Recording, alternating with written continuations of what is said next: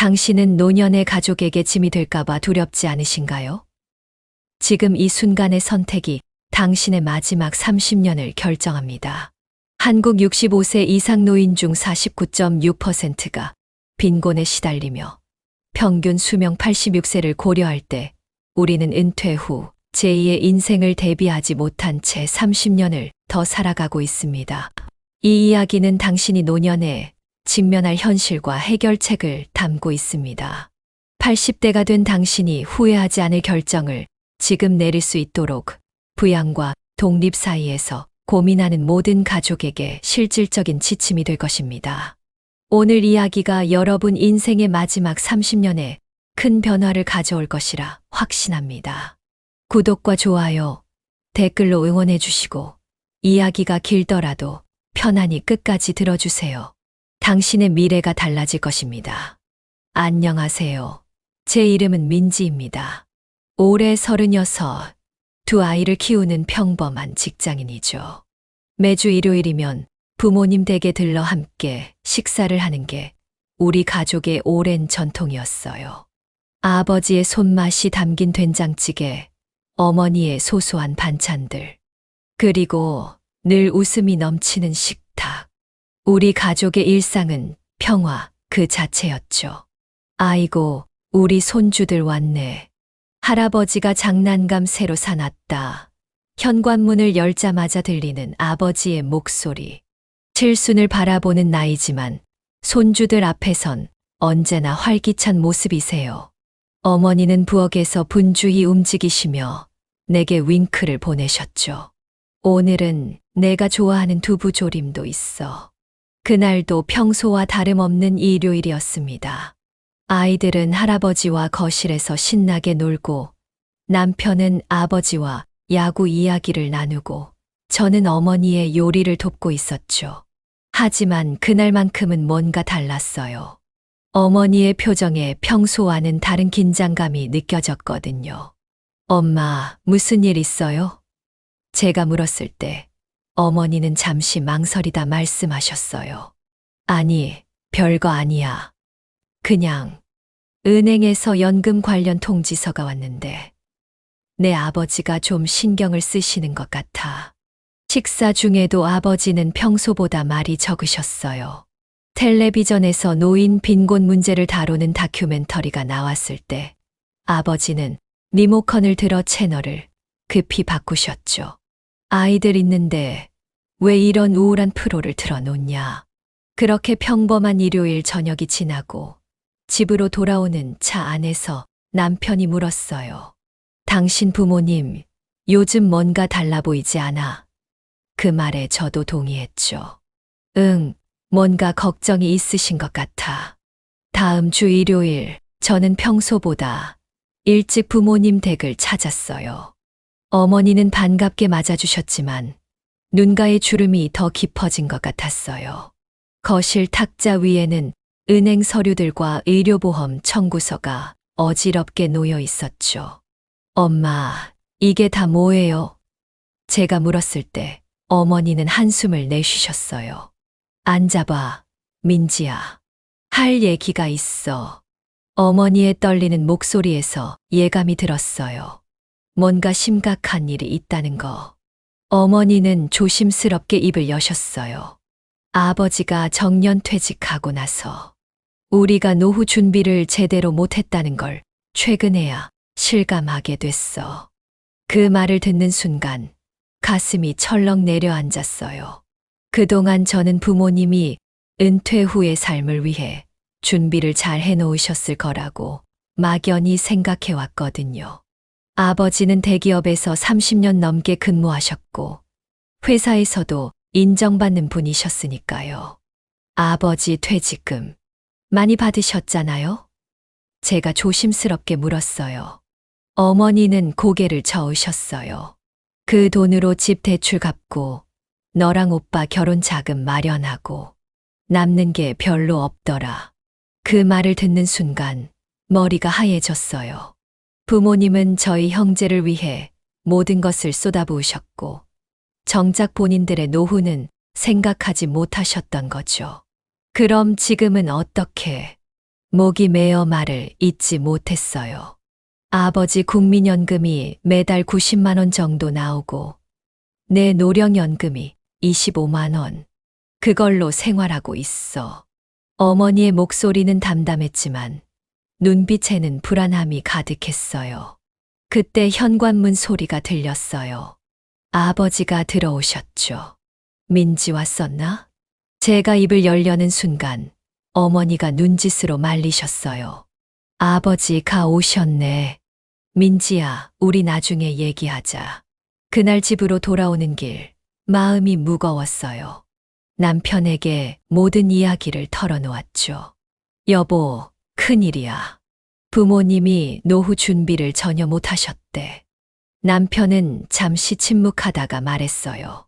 그럼 우리가 도와드려야지. 당연한 거 아니야? 그 말에 눈물이 핑 돌았어요. 하지만 현실은 그렇게 단순하지 않았죠. 우리도 아이들 교육비, 대출상환, 생활비에 허덕이고 있었으니까요. 다음 주 일요일, 저는 남편과 함께 일찍 부모님 댁을 찾았어요. 오빠 부부에게도 연락해서 가족회의를 소집했죠. 식탁에 둘러앉은 우리 가족의 표정이 모두 무거웠어요. 어머니, 아버지, 솔직히 말씀해 주세요. 지금 경제 상황이 어떻게 되시는지. 제가 조심스럽게 물었어요. 아버지는 한참을 망설이시다가 서랍에서 통장과 서류 뭉치를 꺼내셨어요. 보여주는 게 낫겠다. 그 순간 우리 가족 앞에 펼쳐진 현실은 충격적이었어요. 아버지는 퇴직 후 친구의 사업에 일부 투자했다가 절반 넘게 날리셨고 남은 돈으로는 생활비를 겨우 메꾸고 계셨어요. 요즘은 아버지의 당뇨 치료비와 어머니의 고혈압 약값도 부담이 되고 있었죠. 매달 병원비로만 35만 원이 들어 보험도 없어서 다 실비야. 어머니의 말씀에 오빠가 놀란 표정을 지었어요. 엄마, 왜 우리한테 말씀 안 하셨어요? 그동안 힘드셨을 텐데. 아버지는 고개를 푹 숙이셨어요. 자식들한테 부담 주기 싫었다. 너희도 각자 가정이 있는데. 분위기가 무거워졌어요. 모두가 현실을 직시하게 된 순간이었죠. 오빠가 침묵을 깼어요. 일단 부모님 자산을 정확히 파악해 봅시다. 그리고 우리가 어떻게 도와드릴 수 있을지 생각해 봐요. 그렇게 우리는 부모님의 자산과 부채, 월 수입과 지출 내역을 하나하나 살펴봤어요. 현재 부모님은 시세가 1억 조금 넘는 집 한 채와 예금 1,000만 원이 전부였어요. 월 수입은 연금 포함해서 115만 원, 지출은 평균 150만 원, 매달 35만 원씩 적자 상태였죠. 이대로면 예금 1천만 원도 3년이면 바닥나겠네요. 남편의 말에 모두가 침통해졌어요. 요양원은 생각해 보셨어요? 갑자기 오빠 와이프의 질문이 나왔어요. 순간 식구들 표정이 굳어졌죠. 무슨 소리야? 부모님이 아직 건강하신데. 제가 목소리를 높였어요. 오빠 와이프는 낮은 목소리로 말했어요. 지금은 건강하셔도 앞으로 10년, 20년 더 지나면 어떻게 될지 모르잖아. 미리 알아보는 게 좋을 것 같아서. 형수, 그건 너무 이르지 않아. 남편이 중재하려 했지만 이미 분위기는 차가워졌어요. 아버지가 테이블을 두드리셨어요. 그만, 내가 아직 죽은 것도 아닌데 요양원은 무슨. 난 내 발로 걸어서 집에서 죽을 거야.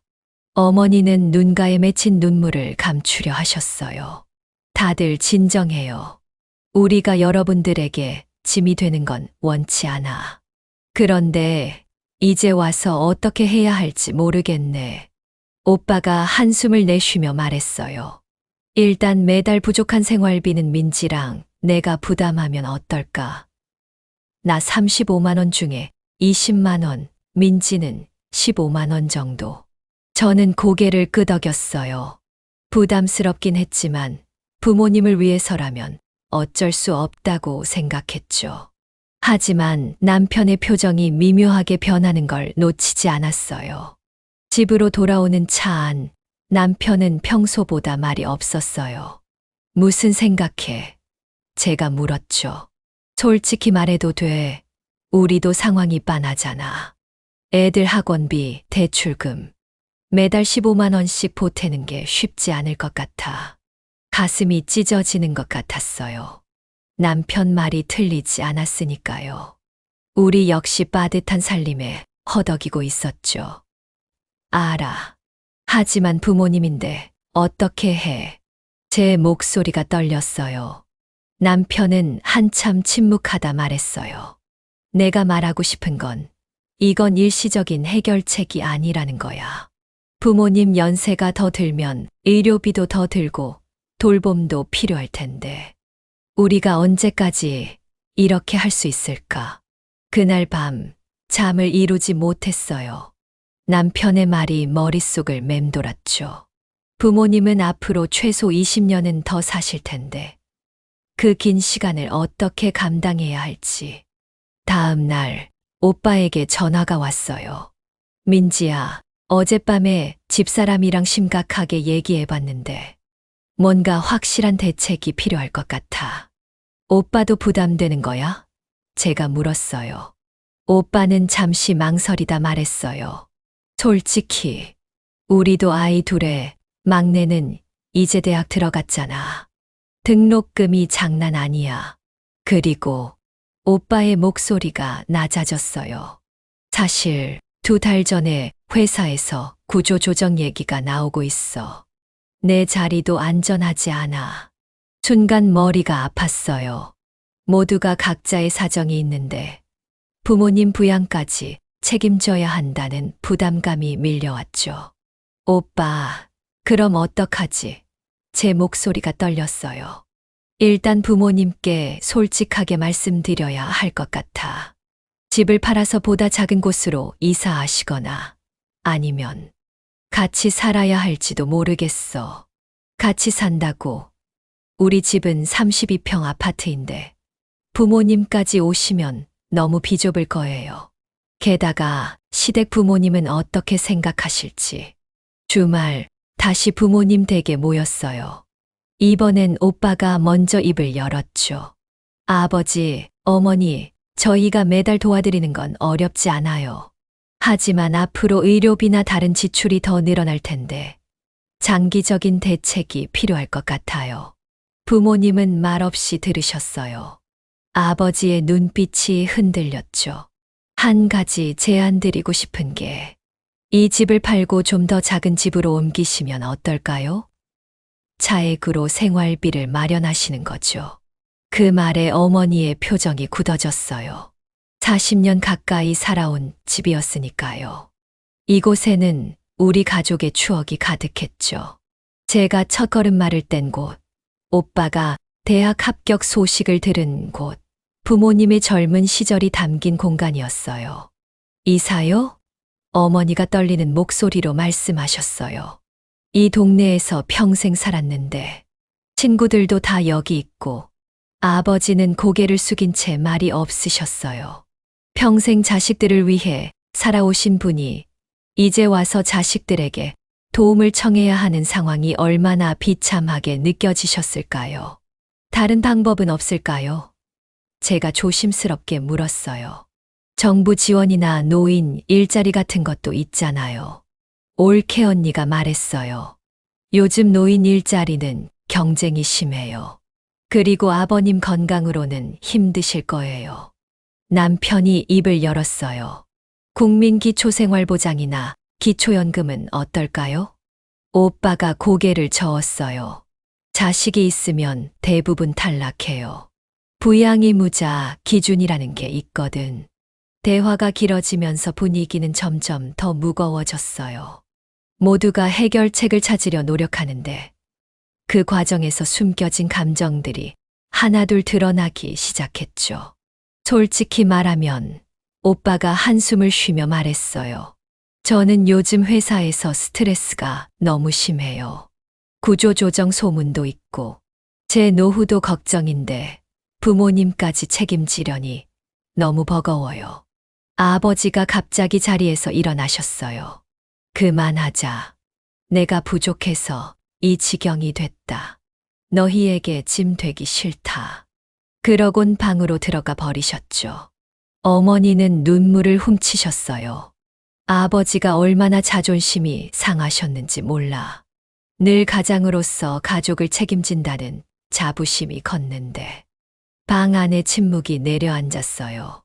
저도 눈물이 났어요. 어떻게 이렇게 됐을까요? 한 달 전만 해도 우리는 그저 평범한 가족이었는데 이제는 서로를 바라보는 눈빛이 달라져 있었어요. 민지야, 오빠가 나직이 불렀어요. 내가 아까 말을 좀 과하게 했지. 미안해. 나도 당연히 부모님을 모셔야 한다고 생각해. 다만 뭐? 제가 물었어요. 내가 좀 더 부담을 많이 져줬으면 해. 오빠의 말에 제 심장이 쿵 내려앉았어요. 너희는 맞벌이에 남편 회사도 안정적이잖아. 나는 정말 힘들어. 이 말은 가족 회의를 완전히 다른 방향으로 이끌었어요. 이제 문제는 부모님을 어떻게 도울 것인가에서 누가 더 많은 책임을 질 것인가로 바뀌었죠. 그게 무슨 말이야? 제 목소리가 높아졌어요. 나도 아이 둘 키우느라 바빠. 회사에서도 매일 야근이고 남편도 출장 자주 가고 우리만 여유로운 것처럼 말하지 마. 올케 언니가 끼어들었어요. 진정해요. 두 분 다. 감정적으로 대화하면 해결이 안 돼요.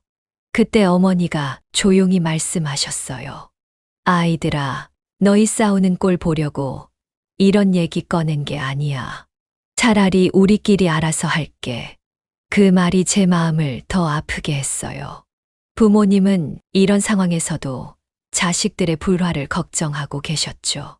남편이 중재하려 했어요. 모두 진정하세요. 감정적으로 대응하지 말고 실질적인 해결책을 찾아봅시다. 일단 매달 얼마씩 보태드릴 수 있는지 각자 계산해 보는 건 어떨까요?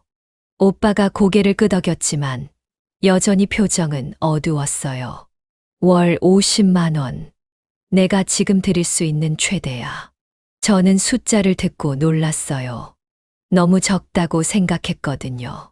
하지만 말을 삼켰어요. 지금 더 다투면 상황만 악화될 테니까요. 우리도 한 달에 50만 원 정도는 가능할 것 같아요. 제가 말했어요. 사실 더 드리고 싶었지만 형평성을 생각했죠. 어머니가 손사래를 치셨어요. 그렇게까지 안 해도 돼. 너희도 살기 바쁜데 우리가 좀 더 절약하면서 살게. 그날 밤 집으로 돌아오는 차 안에서 저와 남편은 오랫동안 대화를 나눴어요. 아이들은 뒷좌석에서 잠들어 있었죠. 어떻게 생각해? 남편이 물었어요. 정말 부모님 집을 파는 게 좋을까? 저는 한숨을 내쉬었어요. 모르겠어.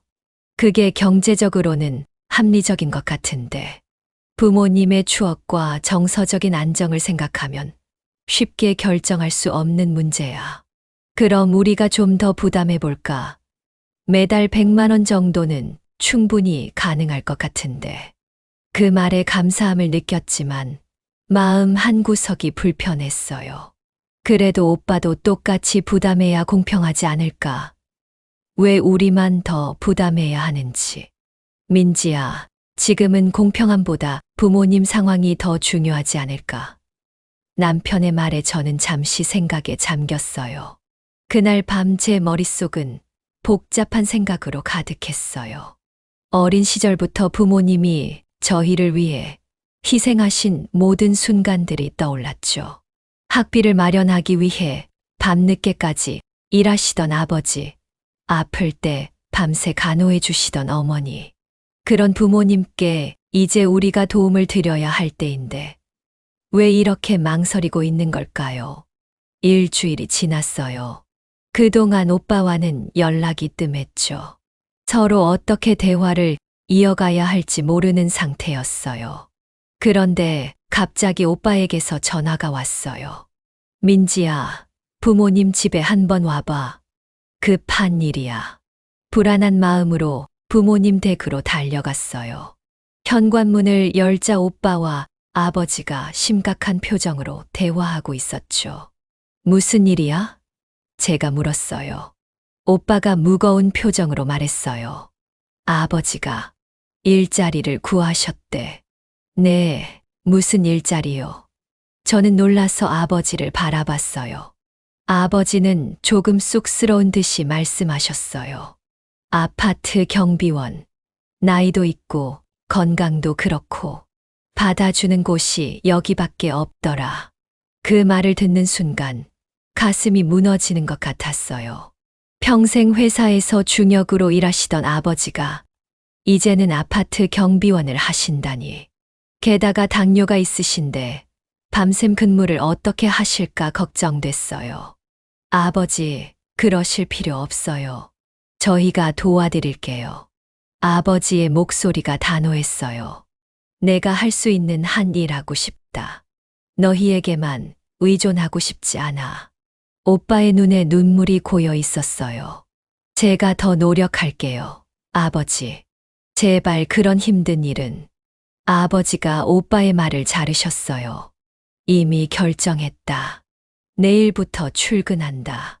집으로 돌아오는 길, 오빠와 나란히 걸으며 말없이 눈물을 흘렸어요. 부모님을 제대로 모시지 못한다는 자책감, 형제간에 서로 책임을 미루려 했던 부끄러움. 많은 감정이 뒤섞였죠. 미안해, 민지야. 오빠가 먼저 입을 열었어요. 내가 너무 이기적이었어. 나도 미안해. 더 이해하려고 노력했어야 했는데. 우리는 그날 많은 대화를 나눴어요. 오빠 가정의 어려움도 더 자세히 들었죠. 올케 언니가 작년에 회사를 그만두었고, 큰 조카가 학원비가 많이 든다는 것도요. 모두가 나름의 어려움을 겪고 있었던 거예요. 그래도 이대로 아버지를 힘든 일 하게 놔둘 수는 없어. 제가 말했어요. 오빠가 고개를 끄덕였어요. 우리가 다시 한번 진지하게 대화해보자. 이번엔 감정적으로 대응하지 말고. 다음 날, 우리는 가족회의를 다시 열었어요. 이번엔 각자의 상황을 더 솔직하게 공유하고 현실적인 방안을 모색했죠. 제안이 있어요. 제가 말했어요. 우리 집 근처에 작은 아파트가 나와 있어요. 전세금이 부모님 집 절반 정도고요. 부모님이 그곳으로 이사하시면 차액은 생활비로 쓰시고 저희 집과도 가까워서 자주 볼 수 있을 것 같아요. 오빠와 부모님의 표정이 밝아졌어요. 아버지는 처음으로 그날 편안한 미소를 지으셨죠. 그런 곳이 있었니? 어머니가 관심을 보이셨어요. 우리 동네 친구들과 멀어지는 건 아쉽지만 너희 가족 가까이 있으면 좋겠다. 아버지도 고개를 끄덕이셨어요. 그 정도면 우리도 충분히 살 수 있을 것 같구나. 그렇게 첫 번째 합의점이 생겼어요. 부모님은 집을 파시고 저희 집 근처로 이사하시기로 했죠. 그리고 저와 오빠는 매달 각각 70만 원씩 생활비를 지원하기로 했어요.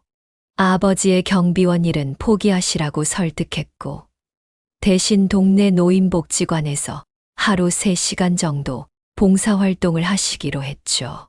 그곳에서 소정의 활동비도 받으실 수 있었어요. 한 달 후 부모님은 새 집으로 이사하셨어요. 30년 넘게 살던 집을 떠나는 날, 어머니는 조용히 눈물을 훔치셨지만 밝게 웃으려 노력하셨죠. 이제 손주들 얼굴 매일 볼 수 있겠네. 새 집은 작았지만 햇빛이 잘 들어오고 따뜻했어요. 무엇보다 저희 집에서 걸어서 10분 거리라 틈틈이 들를 수 있었죠. 아이들은 학교 끝나고 할머니 집에 가서 간식을 먹고 숙제를 하게 되었고, 덕분에 저와 남편은 야근할 때도 마음이 편했어요. 어머니는 새로운 동네에 적응하시며 복지관에서 요가 수업도 듣기 시작하셨어요. 아버지는 복지관에서 같은 또래 어르신들과 장기도 두시고 청소년 멘토링 프로그램에도 참여하셨죠. 회사에서의 경험을 살려 청소년들에게 직업 상담을 해주시는 일이었어요. 요즘 아버지 표정이 밝아지셨어요. 제가 어머니께 말씀드렸어요. 어머니가 미소 지으셨어요. 그래, 아이들을 가르치는 일이 보람차대. 자기 지식을 나눌 수 있어서 행복하대. 이사한 지 3달쯤 지났을 때 저는 복지사 한 분을 만나게 되었어요. 그분은 노인복지 전문가셨는데 많은 정보를 알려주셨죠. 실버보험이나 주택연금도 알아보세요. 그리고 노인 맞춤 돌봄 서비스도 신청해보세요. 그 조언대로 저희는 부모님을 위한 다양한 복지 서비스를 알아봤어요. 주택연금은 부모님의 새집이 너무 작아 큰 도움이 되진 않았지만 장기요양보험과 노인 돌봄 서비스는 미래를 대비해 미리 알아둘 수 있었죠. 오빠와 저는 한 달에 한 번씩 정기적으로 만나 부모님 상황을 논의하는 시간을 갖기 시작했어요.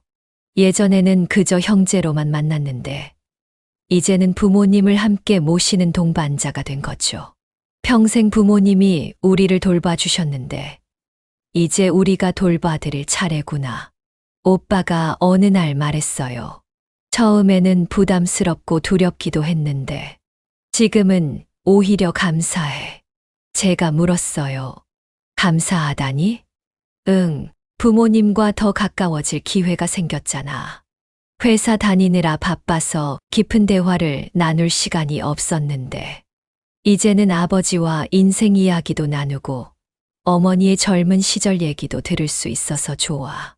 그 말에 저도 공감했어요. 부모님이 가까이 계시니 자연스럽게 더 많은 시간을 함께 보내게 되었고 그 과정에서 서로를 더 깊이 이해하게 되었거든요.